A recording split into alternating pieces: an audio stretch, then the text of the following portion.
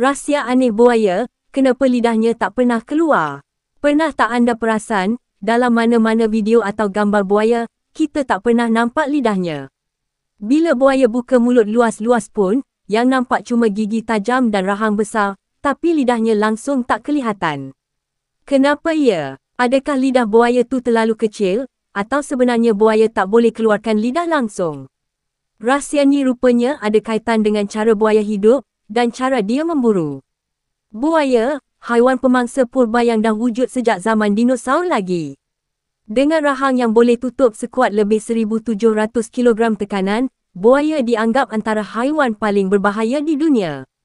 Tapi di sebalik kekuatan luar biasanya tu, ada satu ciri pelik. Lidahnya terkunci di dalam mulut. Lidah buaya sebenarnya ada, dan agak besar, tetapi ia melekat di dasar mulutnya dengan satu lapisan tisu yang dipanggil membran. Membran ni bertindak macam tali pengikat, yang menahan lidah buaya supaya tak boleh digerakkan keluar. Kenapa? Sebab buaya hidup sebahagian besar dalam air. Kalau lidahnya bebas bergerak macam manusia, bila dia buka mulut dalam air, air akan masuk ke dalam tekak dan paru-parunya. Untuk elak tu, buaya ada satu lagi ciri khas. Katup khas di tekak, atau disebut palatal valve, sejenis penutup semula jadi yang menutup saluran pernafasan bila buaya menyelam atau menggigit mangsa. Kalau lidah boleh keluar, sistem penutup ni akan gagal berfungsi. Jadi, demi bertahan hidup, lidahnya dikunci ketat di tempatnya.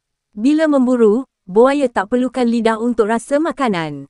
Dia cuma tangkap, gigit, dan putar mangsa dengan gerakan yang digelar death roll, pusingan maut yang mampu koyak daging dengan sekali putaran.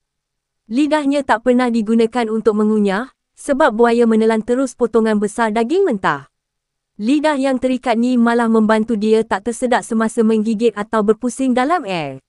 Menariknya, lidah buaya ni sangat berbeza dengan sepupunya, si buaya air masin, saltwater crocodile, atau alligator. Alligator pun sama, lidah tak boleh keluar, tapi sedikit lebih fleksibel. Namun yang pelik, burung, haiwan yang dianggap evolusi moden daripada reptilia purba, mempunyai lidah yang sangat aktif dan penting dalam makanannya. Maknanya, evolusi buaya berhenti di satu tahap unik, di mana kelebihan memburu dalam air lebih penting daripada kebebasan lidah. Jadi, kenapa buaya tak pernah keluarkan lidahnya? Sebab ia kunci kepada hidupnya. Dengan lidah yang terlekat, buaya boleh menyelam, menggigit, dan memburu tanpa risiko lemas. Dan itulah sebabnya, setiap kali kita tengok buaya buka mulut besar, yang kita nampak cuma rahang tajam, bukan lidah yang terjulur. Lain kali bila anda nampak buaya berjemur dengan mulut terbuka, ingat. Itu bukan sebab dia marah, tapi sebab dia sedang menyejukkan badannya, sambil lidahnya tersembunyi kemas di dalam. Kalau anda suka fakta haiwan pelik macam ni, jangan lupa tekan like, share, dan follow page ini untuk lebih banyak kisah menakjubkan dari dunia haiwan.